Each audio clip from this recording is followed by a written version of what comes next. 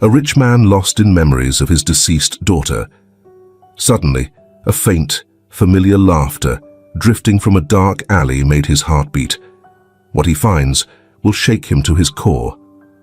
What is the secret behind his terrifying face? Subscribe to the channel and follow the story below to join this haunting journey where past and present collide in unimaginable ways. The dense fog wrapped itself around Boston that night, cloaking the city in an eerie stillness. Gerald Griffin, a man nearing 70 with a head of silver hair and eyes shadowed by years of grief, walked slowly along the vacant streets. His expression was etched with sorrow. The wrinkles on his face told a story of pain, marking the years he'd spent grieving for his daughter, Anna, who had perished in a fire almost 10 years ago. The sadness clung to him like a heavy weight, a hurt that never dulled, no matter how much time passed. Every night, he took these solitary walks, as if the cool night air might somehow lessen his heartache. But tonight, something felt different. As he turned a familiar corner, he caught a sound, a gentle laugh floating through the fog. It was light, joyful, and cut through his heart, transporting him back to the days when Anna was young, laughing and dancing around him, free from worry. His heart began to race. That laugh couldn't be real. But there it was again, coming from an alley just a few steps away. Before he knew it, his feet were moving, carrying him toward the sound as his mind whirled in disbelief. In the dim alleyway, he peered through the fog and saw her. A small figure huddled in a doorway, shivering beneath the faint glow of a flickering streetlight. She looked to be around 8, with curly blonde hair spilling over her shoulders. She hugged her arms close, trembling. As Gerald drew nearer, the girl looked up, and his heart nearly stopped. Her face was uncannily familiar. Her wide eyes and delicate features were a reflection of Anna's. It was as though he were seeing his daughter once again. He staggered, clutching his chest as his mind spun. Was he dreaming, or had his grief finally unraveled him?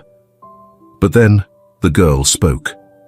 "Daddy," she whispered, her voice barely a breath, yet it hit him like a bolt of lightning. Gerald felt the ground shift beneath him, his chest tight as he struggled to comprehend, suspended between reality and an impossible dream. "Anna," he choked out, his hand shaking as he reached toward her. The little girl's eyes slowly drifted shut, her small frame folding to the ground, lifeless and still. "Hang on, sweetie," he whispered, kneeling beside her and gently lifting her into his arms. Her skin felt like ice, and her clothes were soaked with the evening's dampness. He slipped off his coat, wrapping it tightly around her, clutching her close, as though he feared she'd vanish if he loosened his grip. The air was thick and stifling, pressing down on him as he rushed back to his house, holding her like she was his last hope. Once inside, Gerald carefully laid her on the couch, studying her face, so eerily familiar. Her golden curls, soft as sunshine, framed her features just like Anna's. On her wrist was a simple old-fashioned bracelet that made his blood freeze. He knew that bracelet well. He'd given it to Anna on her 7th birthday. This couldn't be, but there it was. The small silver bracelet gleaming faintly under his living room's dim light, as real as the beat of his heart. The girl stirred, her tiny hand reaching to grab his. "Daddy," she breathed, her voice as faint as a whisper. Gerald leaned closer, his heart storming with emotions, grief, hope, fear, all mixing in a dizzying swirl. "You're safe now," he murmured, not fully sure of his own words. "I'm here." As the night stretched on, Gerald sat beside her, watching her sleep, his mind racing with questions. Who was she? How could this girl have Anna's face, Anna's voice, even Anna's bracelet? His heart ached, torn between joy and dread, each beat laden with the weight of years, filled with lost hope and unresolved questions. He watched her breathe, each gentle rise and fall of her chest like a fragile promise. But as the hours slipped away, an unsettling feeling crept in. There was something unearthly about her presence, something he couldn't quite explain. Shadows seemed to dance in the corners of the room, and a chill seeped through the house, burrowing deep into his bones. Then, just before dawn, her eyes slowly opened. She looked up at him, her gaze sending shivers down his spine. "Do you remember the fire, Daddy?" she asked softly, her voice laced with an innocence that made her words all the more haunting. Gerald felt a tightness in his throat, memories crashing over him in relentless, painful waves. Slowly, he nodded, trying to contain the surge of grief welling up inside. "Yes," he whispered, his voice quivering.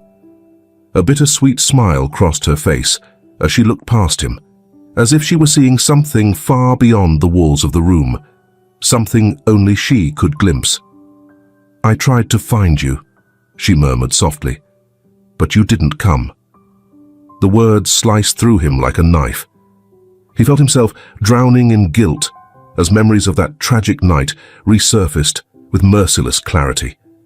The guilt from that night had followed him every single day since he had lost her once, to flames and smoke. Yet, here she was. Or was she? A girl with Anna's face, Anna's voice, and secrets that seemed to reach beyond this world. Choked with emotion, Gerald murmured, "I'm so sorry, sweetheart. I couldn't save you then. I couldn't." His voice cracked, and tears began streaming down his face as he clutched her small hand like a lifeline. The girl's eyes softened with an odd, wise sadness, as if she carried an understanding beyond her years, as if she could sense the weight he bore. "It wasn't your fault, Daddy," she said, her voice so gentle he had to lean in to hear. Just as quickly, her eyelids fluttered shut, and she drifted back into a quiet, deep sleep. Gerald sat in silence, his mind racing, exhaustion pressing down on him. Eventually, he slipped into a restless sleep in the armchair beside her. His dreams tangled with memories of Anna, moments of laughter and joy now shadowed by the ache of loss. But among the memories, he saw something unsettling, a dark figure lingering at the edges, a mysterious presence watching from afar. He woke with a start, the first light of dawn casting shadows across the room.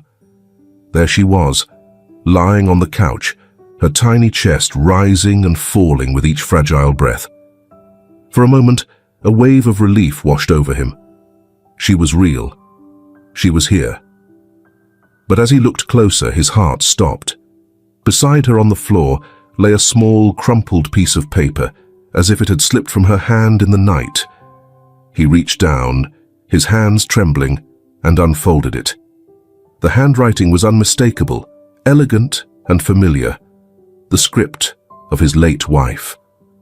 The words on the paper sent a chill through his bones. Gerald's hands trembled as he gripped the note, feeling an icy shiver ripple through him. "Keep her safe. She's all we have left." The words echoed in his mind, filling him with a confusion that bordered on terror. Who was this girl, and why did it feel like a voice from his lost family was calling out to him from the shadows of the past? As dawn shifted to a cold, foggy morning, Gerald studied the sleeping girl.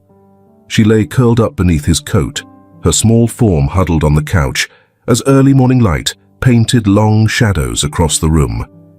The familiar handwriting on the note, his late wife's, stirred memories and an ache deep within. Keep her safe. She's all we have left. The words haunted him. Who was this girl before him? A stranger with a face that reminded him of his daughter, clutching onto a sliver of his past. Gerald knew he needed answers, the weight of mystery pressing on him with each minute. He reached out to the few remaining family members he could, hoping one might provide a clue, though he doubted it. By mid-afternoon, he made the first call. His brother Vincent picked up on the second ring, his voice brisk and matter-of-fact as always. "Vincent," Gerald said, struggling to keep his tone steady, "I need to talk to you. It's important. Can you come over? Something's happened, and I can't make sense of it." A long pause followed before Vincent spoke. "Gerald, is this about Anna again?" The impatience in his voice cut deep, but Gerald pressed on. "Please just come. I'll explain when you get here." Vincent finally agreed, promising he'd arrive within the hour. Gerald hung up, glancing over at the girl. He had begun calling her Julia, a name that somehow felt right, though strange on his lips. She was still asleep, her breathing soft, a bracelet clutched tightly to her chest. An hour later, Vincent walked in, his face a mixture of wariness and irritation. His gaze drifted to Julia, confusion flickering in his eyes before his expression grew cold, his gaze settling back on Gerald with a guarded intensity. "Is this why you brought me here?" Vincent asked, pointing toward the child fast asleep on the couch. "Gerald, this girl, she looks like—" He hesitated, disbelief clear in his eyes. "Yes," Gerald replied softly, the reality of his own words feeling strange. "She looks exactly like Anna." Vincent shook his head, frustration twisting his face. "Gerald, you need to let this go. Anna is gone. She's been gone for years, and clinging to these illusions, it's not doing you any good. You're seeing things that aren't real." Gerald's shoulders sagged, his brother's words hitting him hard. "She knew things, Vincent," he whispered, voice rough with desperation. "Things only Anna would know. She even called me Daddy." "Gerald," Vincent interrupted, his voice sharp, almost cutting. "You've always let grief swallow you up. This might just be your mind playing tricks. Can't you see that?" The room fell silent, and a cold, heavy sadness settled in Gerald's chest. He glanced from his brother to the girl lying peacefully on the couch, her face soft and innocent in her sleep. Vincent didn't understand. No one could. How could they? None of them had lost a child. They hadn't lived with the unending guilt of wondering if they could have done something, anything, to prevent it. With one last look of disapproval, Vincent muttered, "I think you need real help, Gerald." And with that, he left, the door closing with a quiet but final click. As the sound faded, Gerald felt more isolated than ever. He looked around the room, its walls seemingly pressing in on him, and realized how distant and cold his world had become. They didn't understand. None of them did. They hadn't felt the raw, relentless ache of losing a child, or the desperate hope that maybe, just maybe, something miraculous could restore a piece of what he'd lost. Later that night, he reached out to Austin, his oldest friend, hoping he'd understand, or at least listen. When Austin arrived, he greeted Gerald with a worried look, his eyes kind as they took in Gerald's worn expression. Gerald poured out the whole story, everything about the girl's uncanny resemblance to Anna, the bracelet, the note, her knowing gaze, and the secrets she seemed to carry. Austin listened quietly, his sympathetic silence providing a comfort Gerald hadn't realized he needed so deeply. As the story progressed, Gerald's gaze grew distant, his forehead creasing with worry. "Gerald," Austin began gently, placing a firm hand on his friend's shoulder. "I know how much Anna meant to you. Losing her shattered you. Sometimes, the heart holds tight to what it can't bear to release. Are you certain this isn't just your mind's way of, well, holding on to her?" Gerald's response was barely audible. "I held her, Austin. I held her in my arms, and she called me Daddy. How can that just be in my head?" Austin exhaled deeply, casting a glance toward Julia, who was stirring awake. Her eyes blinked open, disoriented at first, before her gaze settled on Gerald, with a mix of innocence and longing. "Daddy," she whispered again, reaching out, her small hand slipping trustingly into his, a touch so pure it nearly broke him. Austin's face clouded with something unreadable as he shook his head. "Gerald, you need to be careful. If you keep this girl here, if you let yourself believe, you're only setting yourself up for more pain. You're grieving, my friend, and grief can mess with you. Step back for a moment. Maybe it's just a coincidence, a child who resembles Anna. Maybe you're seeing what you want to see." Gerald's shoulders dove, feeling the weight of Austin's disbelief. No one believed him. The sense of isolation wrapped around him like a cage, trapping him in his sorrow, unable to make anyone understand. After Austin left, Gerald sat in the silence, his mind swirling with doubt, fear, and sorrow. He glanced at Julia, now fully awake, her wide, trusting eyes looking up at him. "Daddy," she murmured softly, "why does everyone leave you?" Her words cut deep, unfiltered and raw. Gerald swallowed, his voice cracking as he answered, "I don't know, sweetheart. I just don't know." As the night wore on, Julia clung to him, her tiny fingers wrapped around his hand like he was her lifeline in an immense, empty world. Even as he held her close, Gerald felt his hope slipping away, torn between the desire to believe and the painful reality pressing down on him. Suddenly, Julia's face contorted in pain, her small body beginning to tremble. "Daddy, I feel so cold," she murmured, her voice thin and fragile, sending a jolt of fear through Gerald. Gerald quickly draped his coat around her, his heart pounding, with an instinctive need to protect her. As he reached for the blanket on the couch, something unusual caught his eye. A shadow hovered at the room's edge, dark and menacing, before disappearing in an instant. A chill washed over him, as if some unseen presence had just slipped away, leaving a bone-chilling cold behind. He stared at the empty space, heart pounding, as Julia whimpered softly by his side. In the days that followed, Gerald was lost in a cloud of confusion, feeling as if he were trapped in a waking nightmare filled with questions no one could answer. Boston's dense fog seemed to seep into his bones as he wandered through his quiet home, each room echoing with memories. Only Julia's presence gave him a sense of purpose, but even that felt precarious. Like it could break at any moment, Julia had grown distant, often sitting by the window, her gaze fixed far beyond, lost in her thoughts. She was so young, so fragile. Gerald's heart ached for her, feeling both protective and haunted, as if he were grieving and guarding her at the same time. He couldn't shake the small voice within him, whispering that she might be his Anna, something of her, somehow. It terrified him, yet he clung to the hope it sparked. One chilly morning, Gerald found a note slipped under his door. It was from Dr. Mason, his long-time family doctor from his early years in Boston, a man he had once trusted deeply. The note was brief, suggesting Dr. Mason might have some insights into what Gerald was experiencing. The doctor invited him for a private meeting in the afternoon.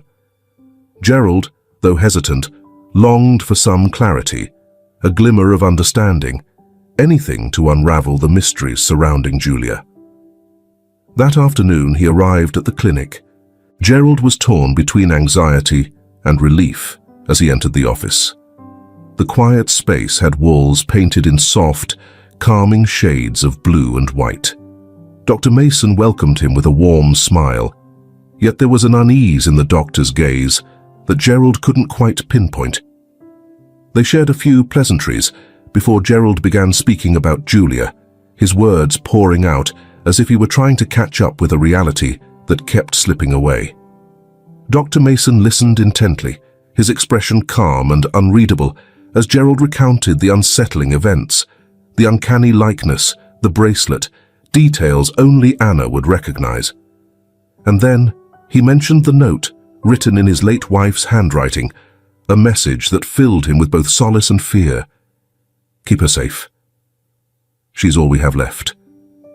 Dr. Mason stayed silent, leaning forward, his hands folded, contemplating Gerald's words. After a pause, he spoke gently. "Gerald," his voice low and steady, "I have no doubt that what you've gone through feels incredibly real. But grief has a way of influencing our minds in ways we don't entirely understand. Sometimes, memories reshape themselves during times of loss." Gerald's heart felt heavy. He wanted to argue, to insist that this wasn't just about grief or memories, but Dr. Mason's steady, unwavering gaze unsettled him, dimming his hope. Almost as if sensing Gerald's hesitation, Dr. Mason's expression softened. "There's something else, Gerald. Something I didn't plan on sharing, unless I thought it necessary." Dr. Mason opened a drawer and took out a worn, faded notebook. "This belonged to your late wife." Gerald's heart raced as he accepted the notebook, his hands trembling. He hadn't known this existed or that she had kept anything so private. Opening it, he scanned the first few pages, recognizing his wife's familiar, looping handwriting. She had written about her memories, her reflections, her anxieties, but as he continued reading, his eyes widened. She had written about a child, a little girl she had seen in her dreams long before Anna was born. A child who bore a striking resemblance to Anna. His wife had been haunted by visions of this girl. Before Gerald ever met her, there were signs, a hint of destiny, a foreboding that this child might one day arrive in their lives during a dark time. Gerald looked up at Dr. Mason, his hands slackening as the notebook slipped away. His thoughts swirled, trying to process the reality that his wife had somehow foreseen something, someone, long before they ever had Anna. Was it even possible? Could Julia be tied to this secret vision his wife had written about? As Gerald tried to make sense of it, he noticed a shift in Dr. Mason's expression. Dr. Mason laid a firm hand on Gerald's shoulder, his voice adopting a calm, almost soothing tone. "Gerald," he began, "I want to help. And I think the best way to do that is by setting up care for Julia. She needs real support. I believe that if you let me bring in specialists, both you and Julia could get the help you need." A wave of nausea crept over Gerald. "What? You're talking about taking her away?" The very idea was unbearable. His only purpose now was to protect Julia, even if he didn't fully understand the mystery surrounding her. Dr. Mason's face stayed neutral, perhaps too neutral, as he nodded slightly. "Gerald, think about what's best for both of you. We can give her a safe place, where she'll have the care she needs from people who are trained for this," he continued. Gerald's anger rose, raw and powerful. His chest tightened as he stood, his voice trembling with resolve. "No," he said, shaking his head. "No one's taking her from me. I won't let you, Mason. I thought you understood." Dr. Mason's expression turned hard, his tone colder. "Gerald, if you keep resisting, I may have to involve the authorities. I'm worried for you. I truly am. But if you refuse help, you could lose her anyway." Gerald left the clinic, a storm of confusion and betrayal brewing in his heart. How could he protect Julia if even those he trusted wanted to take her away? He couldn't bear the idea of her being in the hands of strangers beyond his reach. He drove home in silence, each mile weighed down with betrayal and heartache. When he arrived, Julia was by the window, looking out into the darkening evening. She turned as he walked in, her gaze soft yet knowing, as though she sensed the pain weighing down on him. "They don't believe me," he murmured, sinking onto the couch beside her, his face heavy with disbelief. "They think I'm losing it." Julia reached over, her small hand gently brushing his cheek. "Daddy, I believe you," she said softly, her voice unwavering and filled with an odd wisdom beyond her years. I remember you from before the fire." Gerald's breath hitched, his heart racing. "What do you mean, sweetheart? How could you remember?" But before she could answer, her face grew pale, her eyes wide with fear as she gripped his hand tightly. "Daddy, there's something in the room," she whispered, her voice trembling. Her gaze darted around, lingering in the dim corners, and Gerald felt a chill crawl over his skin. It was as if an unseen presence had seeped into the room. He pulled her close, trying to comfort her, yet he couldn't shake the feeling that something was indeed there, watching. The room felt colder, shadows seemed to thicken, and a strange tension filled the air, like a storm waiting to break. He held her tightly, whispering calming words, even as his own fear bubbled under the surface. Then, without warning, Julia whimpered softly, clutching her chest. "It hurts, Daddy," she gasped, her face twisting in pain. Alarmed, Gerald wrapped his arms around her, rocking her, desperate to ease her distress. "I'm here, sweetheart, I'm right here," he murmured, his voice thick with worry. Yet as he tried to comfort her, his heart stopped when he saw the bracelet on her wrist start to glow. A faint, eerie light surrounded it, pulsing as if alive. His mind spun. It was the bracelet he'd given to Anna so long ago, the one she wore until her last days. Now it flickered with an otherworldly light, throbbing as though it carried life, secrets, and memories he couldn't fathom. And then, just as quickly as it had begun, the light faded, leaving only the cold metal against her delicate wrist. Julia's breathing eased, her face softening into a calm, peaceful expression. Gerald held her close, his thoughts racing and questions and fears piling up. The mysterious, glowing bracelet, the eerie presence in the room, Julia's unsettling memories. Each circled his mind, tightening into a knot of dread and awe. As he sat in the quiet darkness, a horrifying realization settled in. Whatever was happening to Julia, whatever link she held to Anna, wasn't over, not by a long shot. And he sensed that he'd have to confront whatever darkness lingered in the shadows to keep her safe. Outside, the wind wailed, and he felt the weight of his daughter's memories, the ghosts of the past, pressing down on him. Gerald couldn't shake the feeling that they were being watched, as if something relentless and unavoidable lurked in the shadows, waiting for them. Days dragged by in an endless haze, thick with mist, amplifying his sense of loneliness. Only Julia was there, her delicate presence like a thread, tethering him to the world. Every night, odd things occurred. Shadows flickered in corners without explanation, and whispers floated through the air, seemingly from nowhere. His sleep was filled with disturbing images of Anna, visions of the fire, and a crushing, consuming feeling of loss. Yet each dawn, he awoke to find Julia nearby, clutching her bracelet as if it were a lifeline. But even Julia was changing. Her once bright eyes had grown dark, and each day she seemed to become more frail. Her face was pale, her body appearing thinner and weaker. Often, she would wake in the night, gripping her chest, struggling to breathe, as if some unseen force was weighing her down. Each time, Gerald held her close, comforting her however he could, though a growing sense of helplessness gnawed at him. One chilly evening, unable to watch her suffer any longer, he decided to take action. In an effort to find some clue among the memories left behind, he decided to visit the family home where he and his wife had raised Anna out of desperation. The house had been abandoned since Anna's passing, standing as a painful monument to loss and sorrow that he hadn't faced in years. As he and Julia neared the house, an ominous feeling swept over him.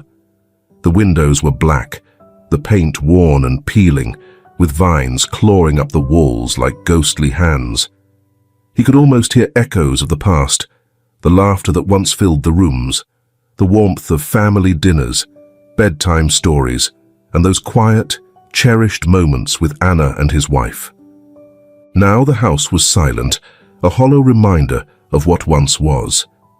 With a shaky hand, Gerald unlocked the door and pushed it open. Dust particles floated in the dim light, and the air was thick with the smell of decay and time. Julia held tightly to his side, her wide eyes scanning the empty rooms, as if sensing something unseen. Together, they slowly made their way through the house. Gerald's heart grew heavier with every room they walked past. The once bright living room, now cloaked in shadows and covered in old sheets. The kitchen, where he and Anna had baked cookies together, her laughter echoing in the air. And finally, they reached Anna's old bedroom. It was a small room painted a soft pink, still decorated with her childhood drawings. Gerald felt his breath hitch as he stepped inside. Everything remained exactly as they'd left it. Her books were still neatly arranged on the shelf, her favorite stuffed animal perched on the bed. It was as if time had paused, preserving her memory in a way that felt both comforting and profoundly heartbreaking. As he took in the room, Julia went over to a small desk by the window, her eyes landing on a framed photograph. She picked it up carefully, her gaze fixed on it. It was a picture of Anna on her 7th birthday. In the photo, Anna was beaming, wearing the very bracelet now on Julia's wrist. But what shook Gerald was the faint image in the background, a shadowy figure, a small girl, her face barely visible, but with eyes that seemed to look straight at the camera. Gerald's heart pounded as he recognized those eyes. They were Julia's. "How?" he murmured, his voice cracking. His mind reeled with the impossibility of it. This photo had been taken years before Julia ever came into his life. Yet there she was, a ghostly figure standing by Anna's side. Julia looked up at him, her expression blank. "I was always there, Daddy," she said softly, a strange sorrow lacing her voice. "I watched you from afar, waiting for you to find me." Gerald's heart raced, his feelings a mix of fear and anguish. "Julia, what are you saying?" he asked, his voice trembling. She shook her head slowly, as if the answer was too painful to put into words. "I don't remember everything," she whispered, barely audible. "But I remember feeling lost, like I didn't belong anywhere. Then I found you." Gerald knelt beside her, clasping her small hands in his. "Julia, no matter what, you're safe with me," he said firmly, his voice unsteady. "We'll face this together." But as he spoke, something shifted in the corner of his eye. A shadow, just outside the window, dark and elusive. Gerald turned quickly, his heart pounding. But it was gone. Only his and Julia's faint reflections remained in the glass. Still, the chilling feeling lingered, as if something unseen was watching, waiting. Suddenly, Julia's small hand tightened around his. "Daddy, I'm cold again," she whispered, her voice trembling with fear. Her face had turned a ghostly white, her lips shaded pale blue, and her body quaked uncontrollably. His heart raced as he held her close, trying to warm her up, leading her through the stillness of the house. But with every step, it felt as though the walls were pressing in, memories and shadows encircling them. The house, which had previously served as their safe haven, now felt oppressive and haunted by echoes that wouldn't go away. By the time they reached the door, Julia was shivering violently, her breaths shallow and labored. She curled up against him, fragile and small, and he hurried her to the car. His heart pounded as he drove, every mile feeling stretched and endless, as he glanced at her weakened state, fragile and vulnerable beside him.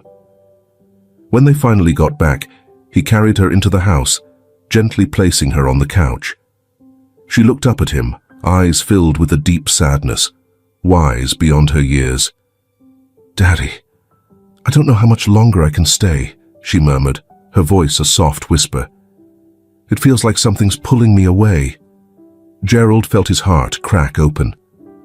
"No, honey," he said, his voice quivering. "I won't let anything take you from me. I'll keep you safe. I promise." She gave a faint smile, reaching out to touch his face. "It's not your fault, Daddy. Some things are just beyond us." Her words were gentle, almost as if she were comforting him, even as she seemed to drift further from his reach. Overcome, Gerald held her close, his hands shaking as he rocked her gently. He felt as if he were losing her all over again, just like he had lost Anna. Years of hidden grief flooded over him, each tear carrying the weight of those losses. As he clung to her, he noticed something, a faint, nearly invisible warmth coming from the bracelet on her wrist. He pulled back, his gaze fixed on it, his heart pounding as he watched the silver glint softly in the dim room. The bracelet seemed almost alive, radiating a soft glow that reacted to his touch, as if it knew him. Gerald traced his finger over it, feeling a comforting warmth seep into his skin, calming his fears, even if just for a moment. Julia's eyes fluttered open, her face softening with a strange calm. "Daddy, can you hear it?" she whispered, her eyes drifting toward the corner of the room. Gerald strained his ears, but only silence filled the air. "Hear what, sweetheart?" "A voice," she murmured, her expression lightening with a gentle, peaceful smile. "It feels familiar." The hair on the back of Gerald's neck prickled. He almost told her it was just her imagination. But the look on her face kept him silent. She was so serene, so content, as if hearing a lullaby only she remembered. For a fleeting moment, he felt a strange peace himself. Then suddenly, Julia's body tensed, her face twisting in pain as her hand shot to her chest. She gasped, her breaths coming in shallow bursts, and fear clutched Gerald's heart. "Julia!" he cried, grabbing her hand, his voice breaking. "Stay with me, sweetheart. Please," he begged, looking into her eyes, which held a sorrowful understanding. "I'm trying," she whispered, her voice as delicate as a thread. And then, as if something had taken over, her head fell back, her small frame going still. Panic surged as he held her, searching for any sign of life. Her chest was still beneath his trembling hands. He shook her gently, his voice cracking. "Julia, please don't leave me. I need you." Just when he felt himself drowning in despair, a faint breath passed her lips, and her eyes slowly opened, distant and unfocused. She looked up at him with a soft, faraway gaze. "Daddy," she murmured, her voice almost a whisper. "Promise me, you'll find the truth." Gerald's throat tightened, his tears flowing as he whispered, "I promise, Julia. I'll find the truth, no matter what." She gave a slight nod, her eyes drifting closed again, as she slipped into a deep, troubled sleep. Gerald stayed by her side, his heart torn between relief and dread, knowing that whatever dark forces plagued her weren't finished. Shadows in the room deepened, stretching long and dark, as if reaching to reclaim her once more.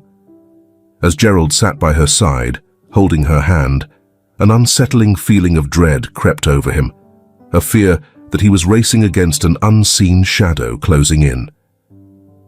The next morning he woke up on the couch, groggy and drained, having spent the night beside Julia. She lay curled next to him, her breathing soft and shallow, her face so peaceful that it tugged at his heart, filling him with both sorrow and fear. It felt as though every day she was slipping away just a bit more, her small frame appearing more fragile and delicate with each passing moment. He couldn't bear the thought of losing her, not after everything they'd shared. But as he watched her sleep, the promise he'd made to her the previous night lingered heavily in his mind. "Promise me. You'll find the truth." It echoed within him, pushing him to uncover who she was, what had drawn her into his life, and how she was so inexplicably tied to Anna's memory. The mysteries surrounding her felt like shadows lengthening across his heart, filling him with questions he feared to confront. That morning, while Julia rested, Gerald reached out to an old acquaintance, Peter Lowell, a man known for his work in family history and genealogy. Peter was eccentric, yes, but he was also famous for his skill in unearthing family secrets, some hidden for generations. Gerald hoped Peter might uncover a link, any thread that could connect Julia to his family or to Anna's memory. Peter arrived that afternoon. A tall, lean man with a sharp and curious expression, Peter listened intently as Gerald described Julia, her uncanny resemblance to Anna, the bracelet, and even the strange photograph taken on Anna's birthday, with Julia's figure appearing mysteriously in the background. Peter's eyes gleamed with curiosity, though a glint of caution surfaced as well. "Gerald," he began in a quiet, serious voice, "this is unusual to say the least, but I've encountered families haunted by mysteries like this before. Sometimes, the answers lie in places we'd never think to look. I'll do everything I can to help you uncover the truth." He then set out his papers, spreading charts and notebooks filled with notes on Gerald's family lineage. For hours, Peter pored over the records, marking each mention of Anna or a fragment of Gerald's family history, his face growing more intrigued and more troubled with every new discovery. As evening crept in, Peter leaned back, his brow deeply furrowed. "I discovered something odd," he finally said, his voice barely a whisper. "Years back, there was a girl in the family. Her name was Clara. People back then whispered that she was somehow tied to the supernatural, the very things that folks feared. There were those who thought she was a spirit returned, a child who somehow existed between two worlds." Gerald felt Peter's words seep into him, a chill settling deep inside. "Are you saying Julia is connected to this ancestor?" Gerald asked. Peter paused, choosing his words carefully. "What I'm saying is that sometimes mysteries don't fade away. They lie in wait, biding their time in the dark. I believe Julia's connection to your family runs deeper than you might think." Gerald's pulse quickened, caught between accepting and rejecting this revelation, the weight of it bearing down on him. Before he could speak, a soft voice from the corner startled him. He turned to see Julia standing there, her face pale, her eyes wide. "Daddy," she whispered. Her gaze moved between him and Peter, filled with both fear and something else he couldn't quite place. "Who is he?" Gerald walked to her, kneeling and gently taking her hands. "Sweetheart, this is Peter. He's here to help us find some answers, to understand where you came from, why you're here." Julia's expression darkened, her face growing distant. "You don't believe me," she said, pulling her hands back. "You think I'm just some mystery to figure out." Her words sliced through him. "No, Julia. I do believe you. I just want to help." But her face remained hard, her small form tense. "Maybe you don't really believe in me at all," she whispered, turning and retreating into the shadows.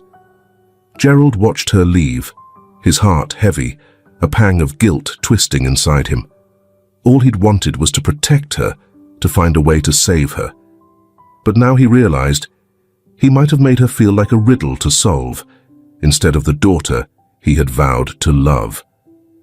Peter cleared his throat, his expression serious. "Gerald," he said softly, "I think this goes beyond what's written on any document.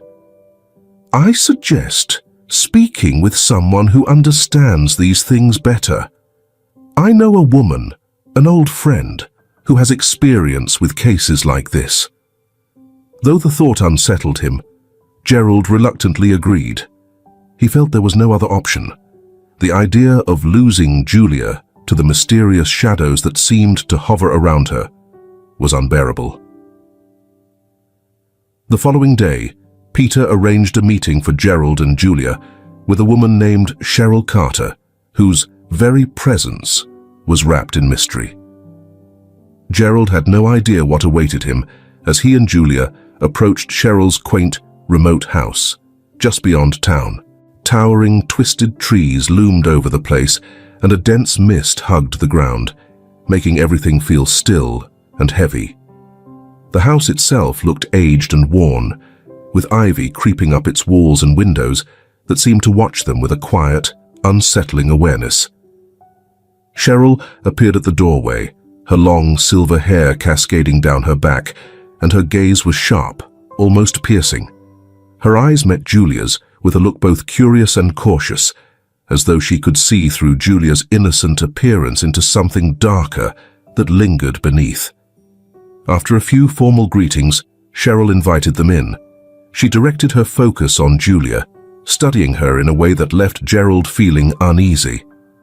"So, you're the girl who shouldn't be here," Cheryl said, quietly, her voice soft, yet strangely unsettling. Julia looked up at her, a trace of fear flickering in her eyes. "I don't understand. Why shouldn't I be here?" Cheryl's expression softened slightly, her voice carrying a hint of sadness. "Sometimes, little one, spirits are called back before their time. They remain, lost, searching for something they couldn't take with them, or someone." Gerald felt his chest tighten as he took in her words, his mind racing. "Are you saying that Julia, she's here because of Anna?" he asked, his voice barely more than a whisper. Cheryl looked at him with deep understanding in her eyes. "I'm saying there's a bond here, one that exists beyond time and place. Sometimes love crosses over, connecting two souls in ways we may never fully comprehend." Gerald's heart pounded as he felt caught between awe and fear. He looked down at Julia, who was close to tears, her small hands beginning to tremble. "Daddy," she whispered, her voice shaking. "If I'm here because of Anna, does that mean I'm not real?" Gerald's heart broke at her words. "No, sweetheart, you're real. You're here with me. That's all that matters." Cheryl nodded slowly, her expression grave. "But you need to understand, Gerald, there are powers involved here that go beyond anything you can control. If Julia is here because of something unresolved, it could take her away from you. And there's only one way to keep her here." Gerald leaned in, his voice filled with desperation. "Tell me, I'll do anything," Gerald pleaded. Cheryl's expression turned somber. "You need to find peace with what happened, Gerald. It's time to let go of the guilt you've held on to for Anna's death. Unresolved pain can linger like a shadow, drawing spirits near. As long as you're trapped in this sorrow, Julia may never find freedom." A wave of helplessness hit Gerald. How could he even begin to release the guilt, the weight that had defined his life for so long? How could he let go of the sadness that seemed to cling to her too? Yet in that moment, he realized he had to try. Cheryl placed a gentle hand on his shoulder. "If you truly want to save her, Gerald, you'll need to open yourself to real healing." That evening, Gerald and Julia returned home, their silence heavy with unspoken words. Gerald tried to speak to comfort her, but each word felt empty and hollow. Deep into the night, he awoke to find Julia missing from her bed. Panic rose in him as he frantically searched the house, calling her name, his voice trembling in the darkness.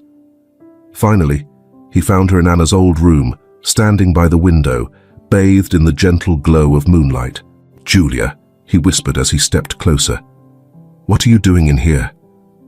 She turned slowly, her face pale, her eyes filled with unshed tears. "I think it's time for me to go, Daddy," she murmured, her voice a mere whisper. Gerald's heart shattered as he knelt beside her, clutching her small hands tightly. "No, Julia, don't say that. You're safe here. We'll find a way to keep you here." But she only shook her head, a sad smile touching her lips. "You're holding on too tight, Daddy. I can feel it. And it's hurting me." His world seemed to crumble, his very soul tearing apart. "How can I let go, Julia?" he choked out, his voice thick with tears. "You're all I have left." She touched his cheek, her small hand warm against his skin. "You have to try, Daddy," she whispered, her voice carrying wisdom beyond her years. "For me." As her words sank in, Gerald felt a bittersweet acceptance wash over him, blending with a sorrow deeper than anything he had ever known. He held her close, feeling the weight of the years, the loss, the pain, all pouring out in his tears. And as he held her, he sensed the room growing colder, the shadows around them deepening. A quiet presence seemed to rest in the corner, as if watching, waiting. Julia glanced over his shoulder, her face softening into a look of peaceful joy. "She's here," she whispered, her voice tinged with wonder. "Anna's here." Gerald spun around, his heart racing as he scanned the empty room. But there was nothing, only shadows, and a dark emptiness stretching endlessly before him.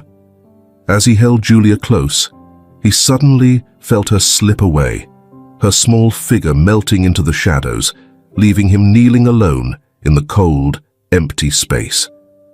The silence that followed was deep, an unbroken void that swallowed him whole, filling him with a grief beyond comprehension. Yet in that silence, there was something else, something gentle and warm, like the lightest touch of a hand on his shoulder, a whisper of calm. In that instant, Gerald realized his journey wasn't over. The truth he sought was still out there, hidden within those shadows, and he would uncover it, no matter the cost.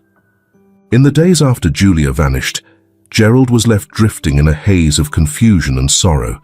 His home felt colder, emptier, each room echoing memories that refused to leave him in peace. He moved like a ghost through the house, haunted by Julia's final words. "You have to let go, Daddy. For me."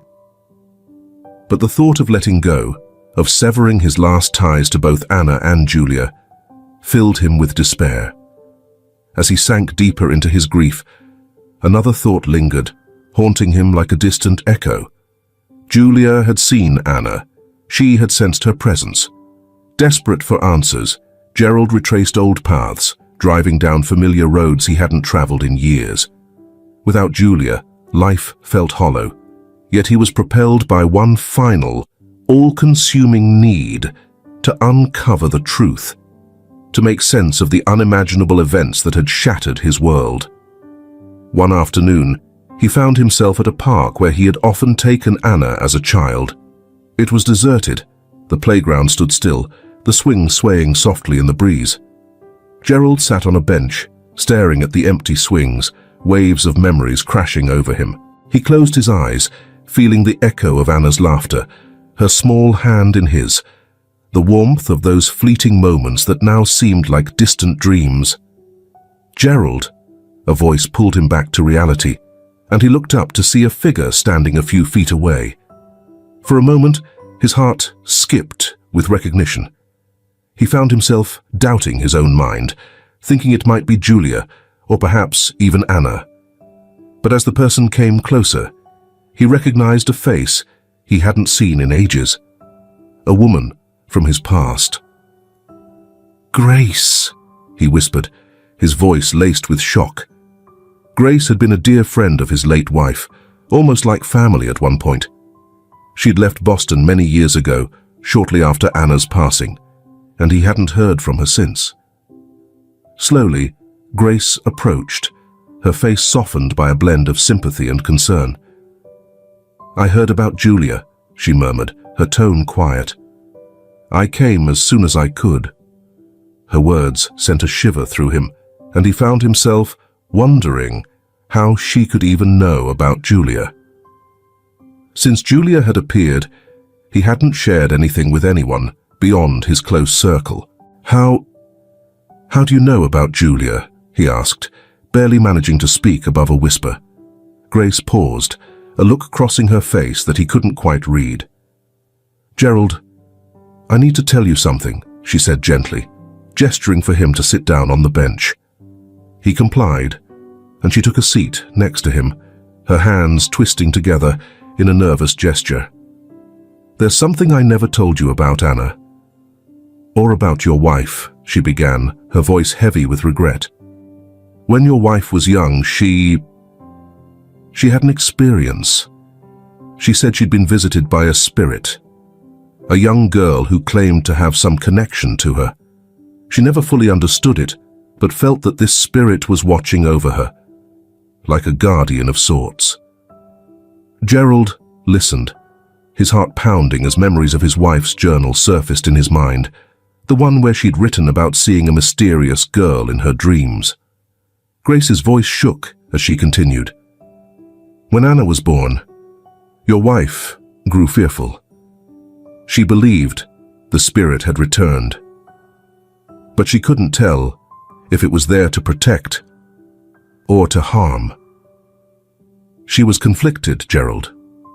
Grace's words weighed heavy, and Gerald could feel a tightness in his chest. "Are you saying you think Julia is that spirit?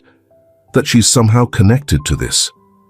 Grace nodded slowly, her eyes searching his. "Gerald, I think Julia is part of something larger than us, something we may never understand. I believe she appeared because your grief, your longing, somehow brought her back." Gerald clenched his hands, anger and sorrow stirring within him as he grappled with the implications of Grace's words. He recalled the countless nights he spent wide awake, overwhelmed by confusion and fear. The fear of losing Julia after already enduring the loss of Anna.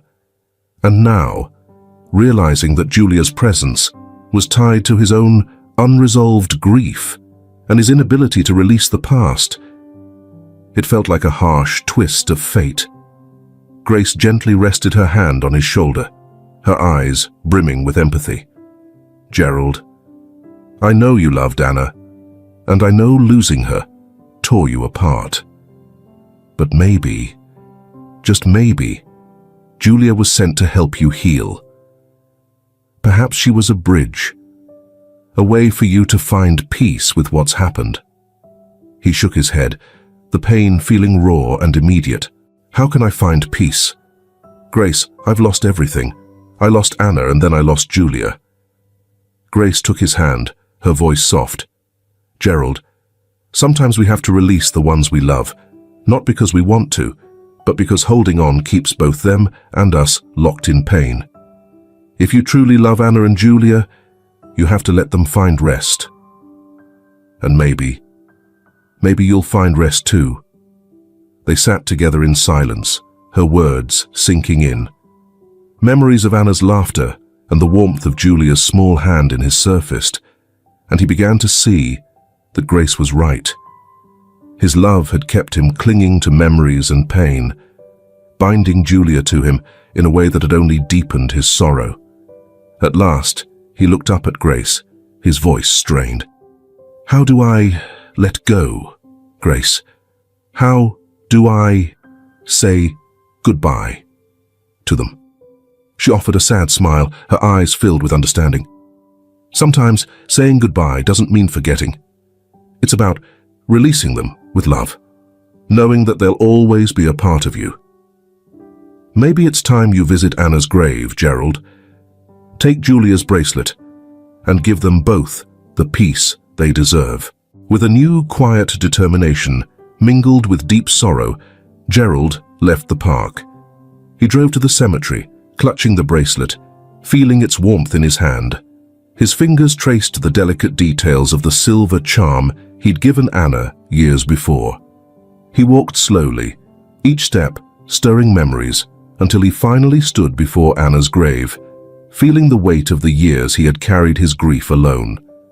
He closed his eyes, picturing Anna's smiling face, her laughter, and the happiness she had brought him. Then he saw Julia's face, her gentle gaze, the way she had called him Daddy, with such trust, as if he were her true father. "Anna, Julia," he whispered, his voice breaking. "I love you both. I'm so sorry for all the pain, for holding on too tightly. I thought I was protecting you, but maybe I was the one in need of saving." A gentle breeze drifted through, carrying a soft murmur, almost as if the earth itself was whispering back.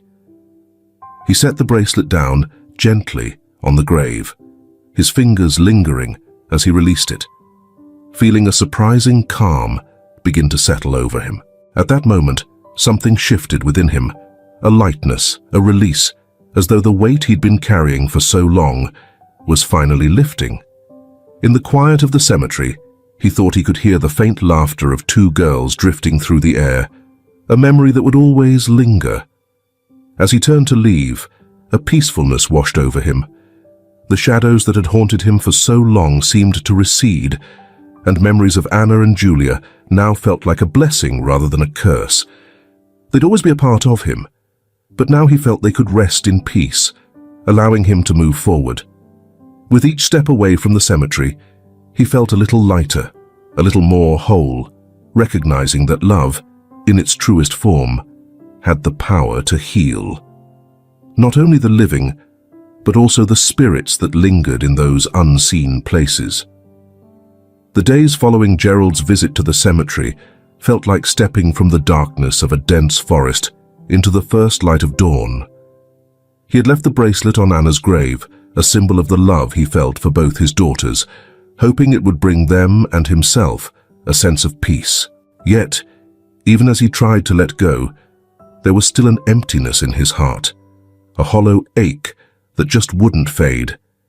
It seemed like this might be his reality, a life stretched out, haunted by memories. Then, he received a call from an unfamiliar number, and something told him to pick up. "Mr. Griffin," a steady, low voice said, "this is James Keller. We haven't met, but I once knew your wife. I heard you've been having a hard time, and I think I may be able to help." Gerald's heart skipped a beat. The voice had a weight to it, like a man who had seen and known much over the years. He felt a strange blend of dread and curiosity. "How do you know me?" Gerald asked, cautious. There was a pause before James spoke again, his voice softer. "Your wife was a dear friend of mine. She and I shared certain understandings. I know about the spirit she once saw. The girl she believed was connected to her. She told me that if anything ever happened to her, I should look after you. That's why I'm reaching out." Gerald didn't know what to think of this stranger who seemed to know his wife's secrets, things she'd never told him, and yet he couldn't ignore the small spark of hope that flickered in his chest. "Please," he said at last, his voice a mix of hope and apprehension. Needing answers, Gerald felt like he couldn't keep going like this. He agreed to meet James later that evening at a quiet, out-of-the-way diner just outside town. Gerald arrived early, his heart racing with anticipation. When James finally came in, Gerald spotted him right away. James was a tall, slender man in his 70s, his face worn with age and life's experiences, his eyes sharp yet gentle. They exchanged a few brief introductions. Then after a sip of coffee, James spoke in a steady, serious tone. "Gerald, your wife came from a line with a unique gift, a sensitivity to spirits, to energies we don't fully understand. She was afraid of it, but she couldn't ignore it, and I believe that sensitivity was passed down to Anna, and in a way, to you." Gerald struggled to process James's words. "Are you saying that's why Julia appeared? Because of this Connection? James nodded, explaining. Spirits are often drawn to unfinished stories, to unresolved grief. Your love and longing, in my opinion, called Julia's spirit back. But there's more to it. Have you ever wondered if Anna and Julia weren't just separate beings? What if they were connected, two halves of the same soul? Gerald's heart pounded, his thoughts spinning. It was a possibility too profound to fully grasp. But as he reflected on the connection he'd felt with Julia, how she seemed to carry pieces of Anna's memory, it started to make a strange kind of sense. Connected? He whispered, awe and sorrow in his voice. So you're saying Julia was part of Anna? James nodded solemnly.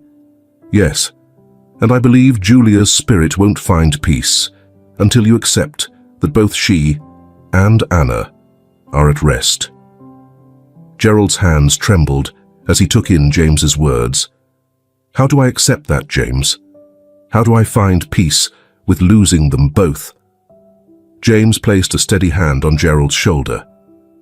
By letting go of the guilt, by remembering they loved you. Love doesn't end with death. Sometimes, love is so powerful, it reaches beyond the grave to remind us what truly matters. Gerald felt a tear slip down his cheek, his heart heavy with both sorrow and gratitude. What do I need to do?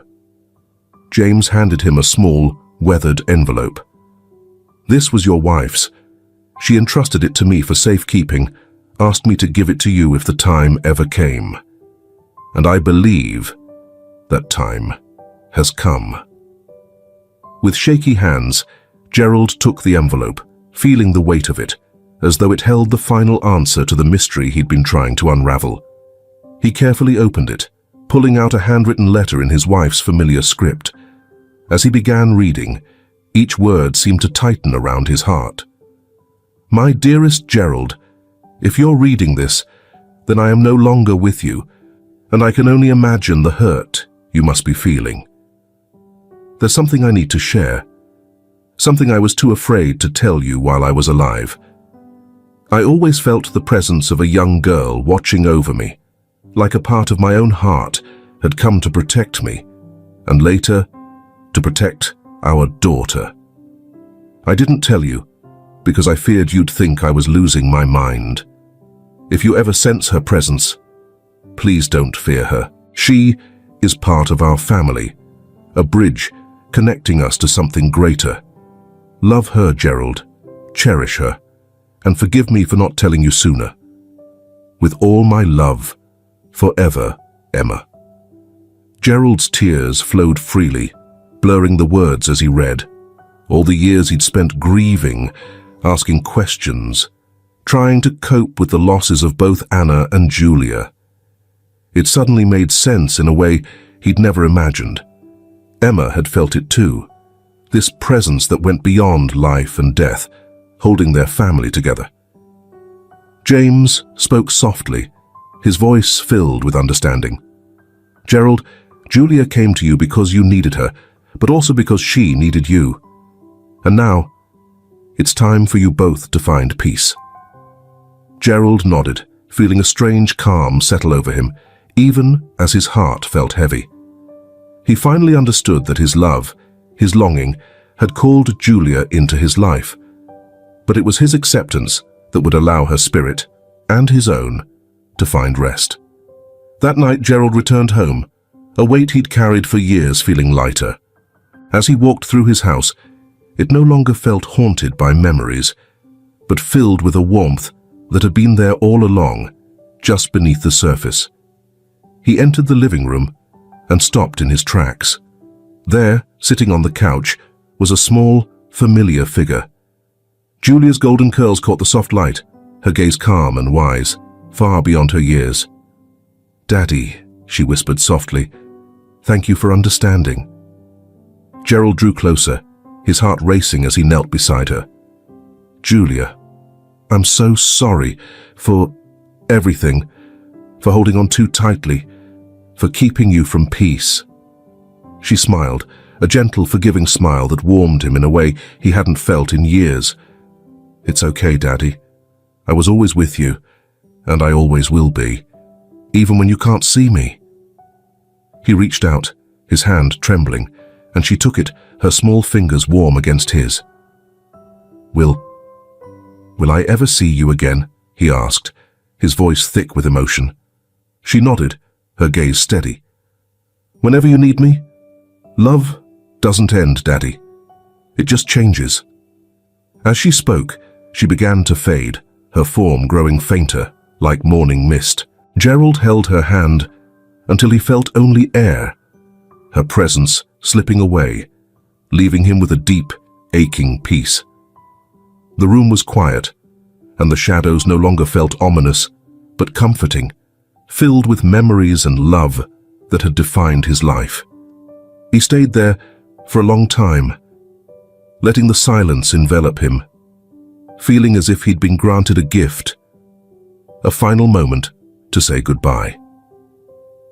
As the dawn's light streamed through the windows, casting a soft glow over the room, Gerald closed his eyes, a gentle smile on his lips. He knew in his heart that both Anna and Julia were finally at rest, and he, at last, had found the peace he had been searching for. In the days that followed, Gerald began living with a new sense of purpose. He visited the park, watching children play and hearing faint echoes of Anna and Julia's laughter in the breeze. He reconnected with old friends, sharing memories of his daughters and finding comfort in spaces once filled with grief. Despite the fact that he never saw Julia again, she was always with him, a warmth, a whisper, a reminder that love knows no boundaries of space or time. He knew, deep down, that his daughters were with him, their spirits woven into his, guiding him toward a future he could now face with strength and serenity. For the first time in years, Gerald felt truly alive. As he moved through his days, he carried the certainty that he was never alone. He had found the truth, and in doing so, he had found himself whole and healed, ready to embrace whatever lay ahead. Gerald's newfound peace was delicate, like the first griffin shoots of spring after a long winter. Each day, he felt lighter, his heart unburdened, though the memories still lingered, like shadows just beyond his view. He had come to see Julia's presence as both a blessing and a mystery. Yet he sensed that there was one final truth still waiting, a deeper piece of the story he had yet to uncover. One morning, as he sat at his kitchen table, sipping coffee and looking out the window, a knock at the door made him jump. His heart quickened. Visitors were a rare occurrence these days, and he certainly wasn't expecting anyone. When he opened the door, he found a young woman standing there, her face pale and serious, her gaze sharp and steady. "Mr. Griffin?" she asked, her voice gentle but firm. "My name is Marianne. I'm here about Julia." Hearing Julia's name from the mouth of a stranger hit him like a shockwave, and Gerald felt his knees go a little weak. He gestured for her to come in, inviting her to take a seat.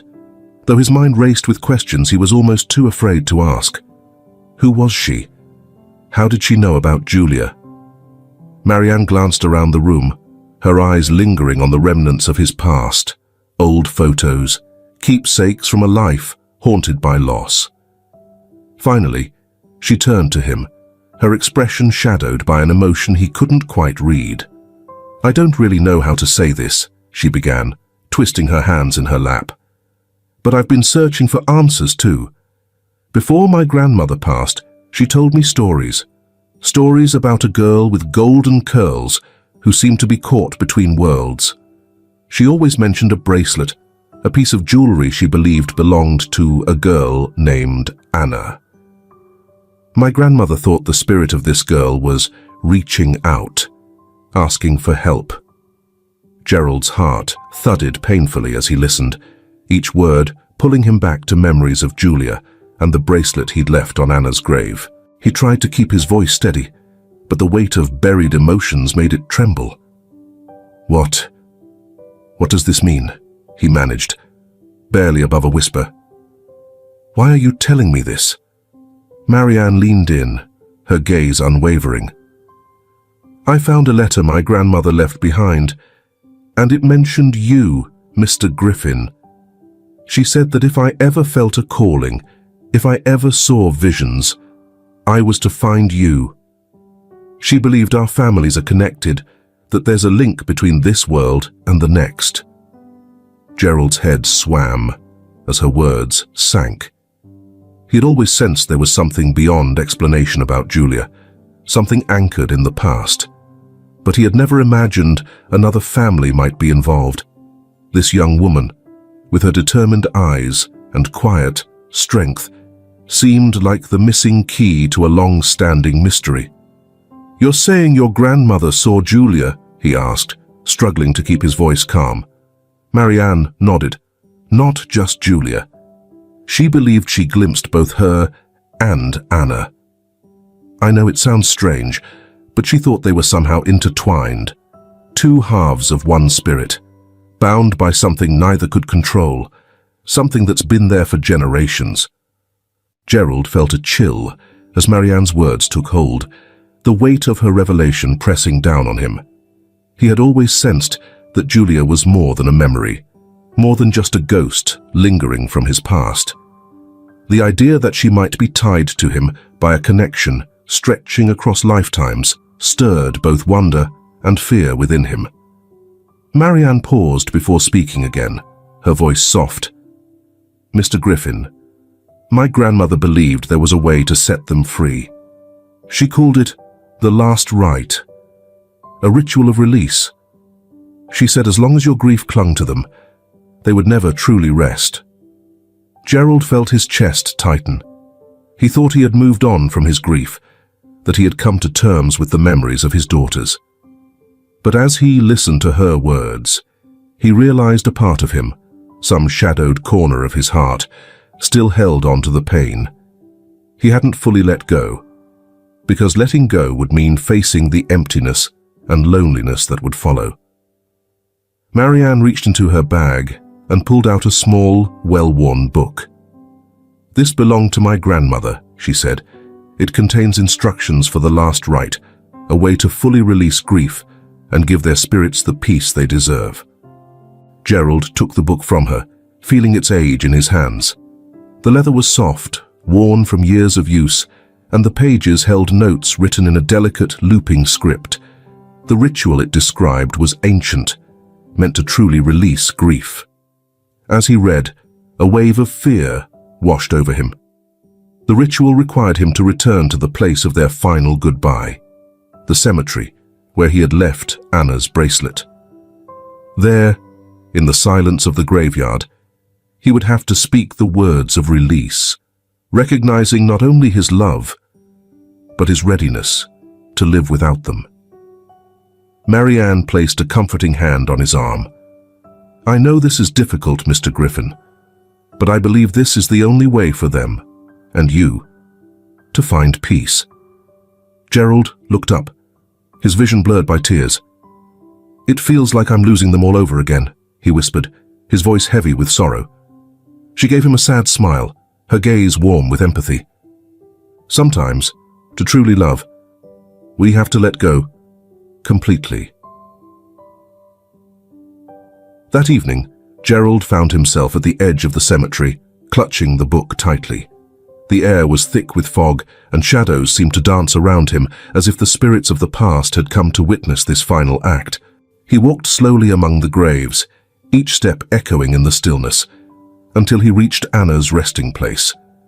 Her bracelet lay on the stone, just as he had left it, faintly glimmering under the pale moonlight.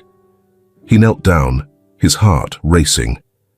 As Gerald's mind filled with memories of Anna and Julia, he felt their presence all around him, like a gentle whisper in the breeze. With shaken hands, he opened the book and began reading the words of the ritual. Each line urged him to express his love, his grief, and finally, his readiness to let them go.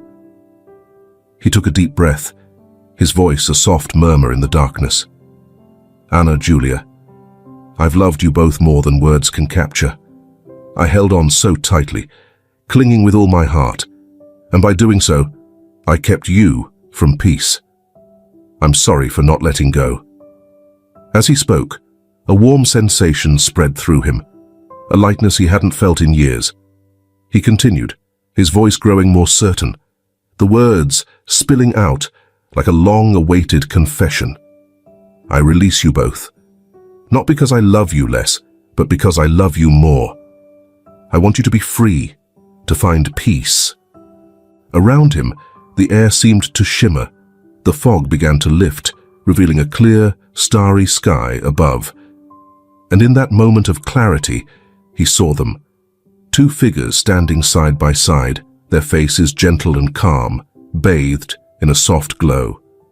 Anna, his beloved daughter, and Julia, the mysterious, haunting presence who had brought both love and questions into his life. They looked at him with understanding, their expressions full of gratitude, their eyes conveying a peace that softened the ache in his heart. Gerald felt tears slip down his cheeks as he gazed at them, his heart swelling with both joy and sorrow.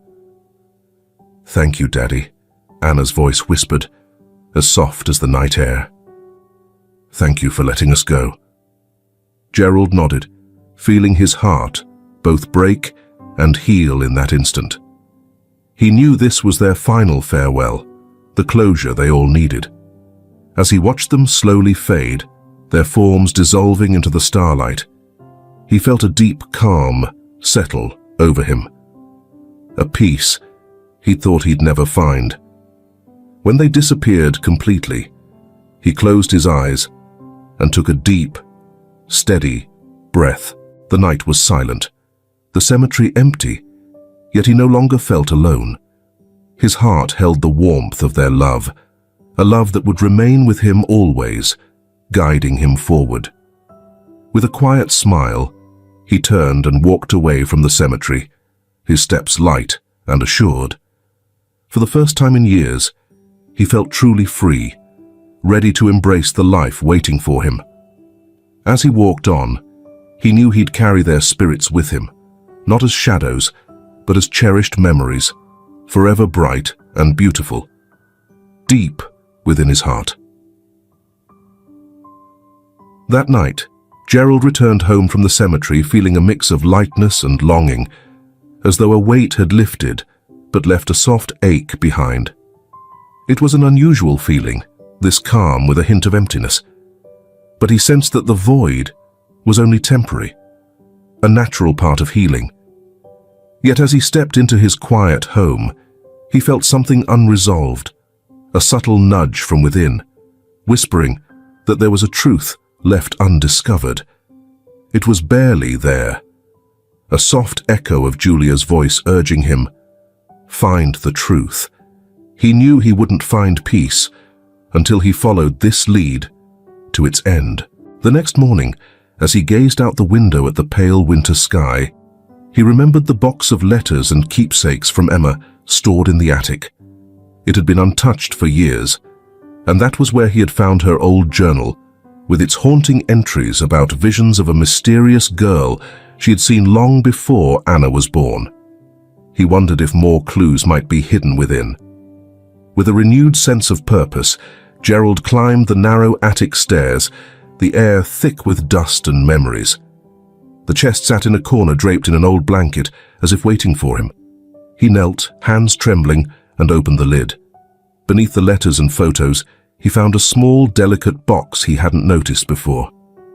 It was different, covered in worn velvet, soft to the touch, and inside was a single folded letter and a pendant, a finely crafted locket. His heart raced as he unfolded the letter and saw Emma's handwriting. "My dearest Gerald, if you're reading this, you've reached a place in life I once feared might come. There are things I kept from you, not out of mistrust, but from love, to shield our family from shadows I never fully understood. The visions, the girl, They were real, Gerald, as real as anything. She was part of a legacy I inherited without choice. Her name was Julia, and she's been a presence in my family for generations, appearing every few decades to one of us, seeking a home, a place of belonging. It's believed she carries parts of us, our joy, sorrow, and love, serving as our family's spirit guardian. When Anna was born, I feared Julia would return, bringing with her the weight of past lives and lost love. But I also hoped she came to guide us, to help us find peace. And when we lost Anna, I knew Julia had reached out to you, offering a gift passed down long before our time. I kept it with the hope it would one day find its way back to her or to you, a reminder that our love never dies. It only changes form. If you're reading this, Gerald, remember that love endures. Let it guide you as you go forward. I will always be with you in every breath, every memory, every whisper of our story. Yours forever, Emma.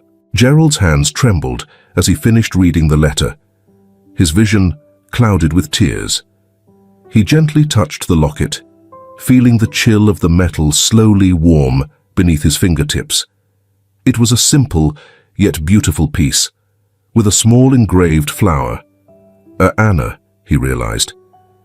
As he held it, he felt like he was holding a part of Julia, along with pieces of Emma and Anna, all bound together by this delicate token of love. In that moment, he understood that Julia wasn't just a distant figure from Emma's past. She had been part of their family for generations, quietly watching over them. The feeling of finally uncovering this connection filled him with an overwhelming sense of belonging, as if he had pieced together the final part of a lifelong puzzle. Julia hadn't been a stranger, nor a mere memory. She was family, a spirit of love and protection passed down across time.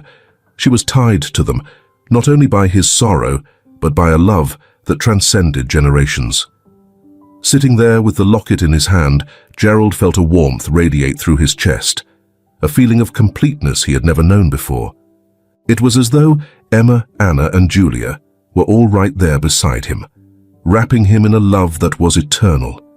That night, as he lay in bed, he sensed his family's presence all around him, filling the room with a comforting warmth. In the quiet moments before sleep, he could almost hear a faint, familiar sound. Anna's laughter, soft and pure, like a distant melody. Then, Emma's voice echoed gently in his mind, filled with love.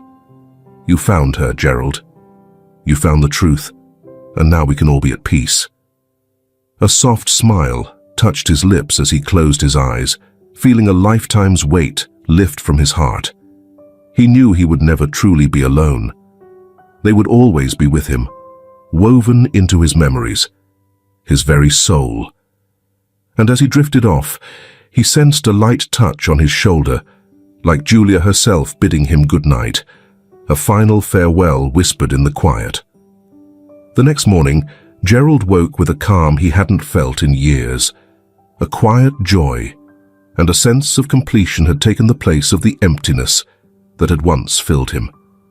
Slowly, he rose and walked to the window, where the sunlight poured in, filling the room with a warm golden light. Looking out over the city, everything seemed clearer, brighter, and more alive. He understood now that love was the force connecting him to Emma, to Anna, and to Julia, a force that would guide him forward toward a life he could finally embrace. He spent the morning flipping through old photographs, revisiting memories of his family with a heart filled not with sadness, but with gratitude. It felt like a gift, a chance to carry them with him in a way that healed instead of hurt. Later that afternoon, he went to the park, where he had once walked with Anna as a child. Sitting on their favorite bench, he felt their presence beside him, a gentle reminder that they would always be with him. As the sun dipped below the horizon, Gerald paused, feeling a fresh sense of direction. He walked home with lighter steps, his heart wide open to whatever awaited him. He understood there would still be times of sadness, days when he'd miss them, but he also knew he'd never truly be alone.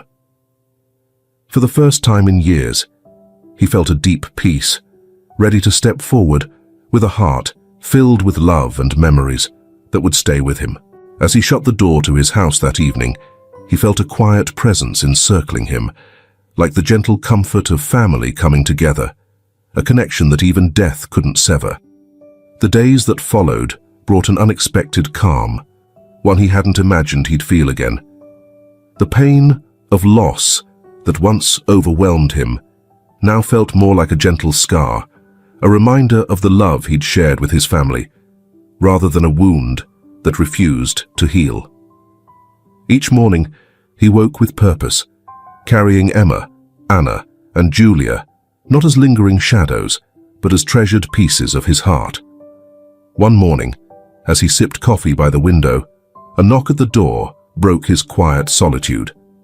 Opening the door, he found his neighbor, a kind woman named Helen, standing on his porch with a warm smile and a small bundle wrapped in cloth. "Good morning, Gerald," she greeted him. "I thought you might enjoy a bit of company today. I brought you some fresh muffins." Her voice was gentle, her expression warm, and Gerald realized he hadn't welcomed many visitors in quite some time. He replied, "Thank you, Helen," feeling grateful for her consideration. They sat together in his cozy kitchen, the air filled with the aroma of freshly baked muffins. As they shared coffee and conversation, Gerald felt something stir inside him, something he hadn't felt in years. It was a quiet joy, a sense of connection that brought him back to simpler, happier days. Helen listened as he reminisced about Anna's laughter ringing through the house as she raced down the hallway, and about how Emma's kindness and grace had been the guiding light of their family. Helen looked at him with a warmth in her eyes. "It sounds like they brought so much joy into your life," she said gently. "And I'm sure they would want you to find happiness again, Gerald. There's so much love in this world. Sometimes it just takes time to let it back in." Her words struck a chord deep within him, and he realized that while he'd made peace with the past, he hadn't yet opened himself to what lay ahead. Emma, Anna, and Julia would forever be with him, but he knew they would want him to live fully, to find new connections and new sources of joy. A few weeks later, Gerald decided to honor their memory in a way that felt healing and joyful. He returned to the park where he and Anna had spent countless afternoons, bringing along a young tree sapling. Choosing a quiet spot beneath the wide open sky, he knelt down, planting the sapling and patting the soil around its roots with care. He pictured it growing strong and tall, its branches reaching up, a living tribute to his love for his family and the memories that had molded him. As he knelt there, the sun warmed his face, and a gentle breeze brushed by, rustling the leaves as if whispering a message. In that moment, he felt their presence more vividly than ever, filling him with a deep, indescribable peace. He remained there for a long while, gazing at the sapling standing firmly in the earth, a symbol of all he had come to understand. When he finally stood up to leave, his eyes caught a glimmer at the base of the tree. There lay a small pendant, sparkling in the sunlight, a locket, identical to the one he'd left behind in Emma's belongings. He picked it up, turning it over in his hand, feeling an undeniable sense that this was their final gift to him, a quiet reminder that they would always be close by. Gerald touched the locket hanging around his neck, feeling its familiar weight pressing gently against his chest. This small, quiet keepsake held their love, a silent reminder that he carried close to his heart. In the weeks that followed, Gerald opened himself to new connections. He started volunteering at the local community center, sharing his stories and insights with the younger crowd, who were drawn to his kindness and wisdom. He rekindled friendships with old acquaintances and found himself spending more time with Helen, a companionship that gradually blossomed into something deeper, something beautiful, reminding him of the warmth of true companionship. Through these new connections, Gerald felt his heart expand, realizing that the love he once feared would fade was now growing, interweaving with his love for Emma, Anna, and Julia. He understood now that love wasn't confined by time. It grew, stretching out like the branches of the young tree he'd planted, sinking roots deeper with each relationship he nurtured. One bright spring morning, Gerald returned to the park where his sapling had begun to bloom, delicate griffin leaves opening to the gentle breeze. He sat beneath its budding branches, feeling a sense of accomplishment and gratitude, knowing he'd found a way to honor his family's memory while stepping into the future. Sitting in the sun-dappled shade, he felt a familiar warmth, a peaceful presence filling him, as if Emma, Anna, and Julia were right there with him. In the laughter of the nearby children, in each gust of wind, and in the quiet moments of gratitude in his heart. With eyes closed, he whispered a promise to them. "I'll live fully with all the love you gave me, and I'll carry you with me, always." In that moment, he felt complete, as if every step of his journey had brought him to this place, a life rich with love, both past and present. He was ready now, ready to live each day with an open heart, knowing he was never truly alone. Rising from the tree's shade, Gerald walked forward into the sunlight, wrapped in the memory of all he had loved. A quiet, constant presence leading him into whatever lay ahead. Thank you so much for watching. Be sure to check out the next video, and don't forget to subscribe and click the notification bell so you never miss out on a new story. Thanks again,